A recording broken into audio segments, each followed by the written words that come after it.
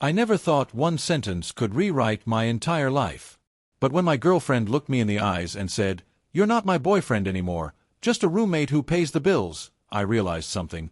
I'd been living in a lie. And exposing that lie changed everything. I met Layla 2 years ago at a friend's birthday dinner. She was warm, funny, and had this calm way of speaking that made you feel important. Things moved fast, but they felt right. We moved in together after 8 months, split rent, shared chores, and bought furniture piece by piece like a little team building a life. Or at least, I thought we were a team. The shift was small at first. She stopped joining me for our evening walks. She turned her phone screen away whenever a notification popped up. And she always seemed distracted, like she wasn't really in the room with me. One night, I asked if everything was okay. She smiled quickly and said, "Just tired." But the smile never reached her eyes. The real problem showed itself a month later.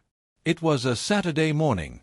I was preparing breakfast when she walked into the kitchen, avoiding eye contact. She stayed quiet, fiddling with the sleeves of her hoodie. "Layla," I said gently, "we need to talk about what's going on." She took a breath, then looked up at me, cold, distant, like we were strangers. "I don't see you as my boyfriend anymore," she said. "You're just a roommate who pays the bills." It felt like someone punched the air out of my lungs. I stood there frozen, holding the spatula like an absolute fool. 100 questions swarmed my head, but only one made it out. "What changed?" She shrugged. "I don't know. I just don't feel it anymore." That answer didn't sit right. People don't suddenly stop feeling it unless something, or someone, changed things. So I stayed calm. Too calm, maybe. "Okay," I said slowly.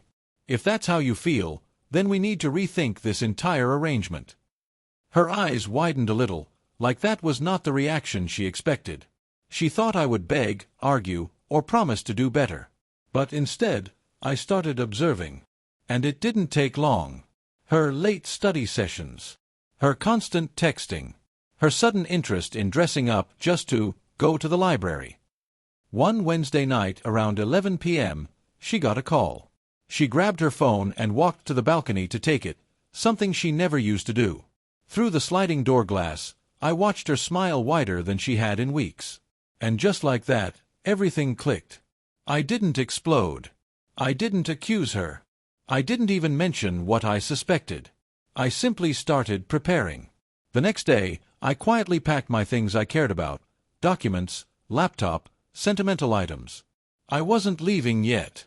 But I wasn't going to be caught unprepared, either. Then I made one final move.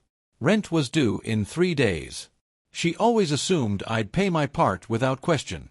So, that afternoon, I called the landlord and explained the situation. "I'm planning to move out this month. Please remove me from the lease starting next cycle." The landlord agreed.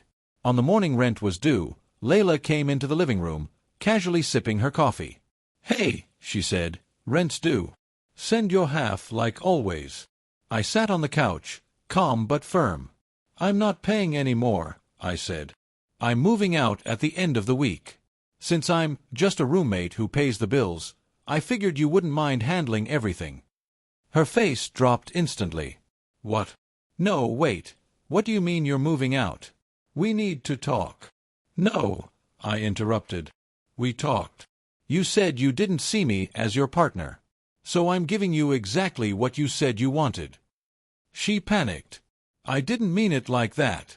I was stressed. But the thing about the truth is, once it slips out, it can't be stuffed back in. I left that apartment 3 days later, and she texted me non-stop afterward. Long messages, apologies, explanations. But the last message she sent said everything. "I thought you'd fight for me." I replied with one sentence: "You stopped being someone worth fighting for." And that was the end.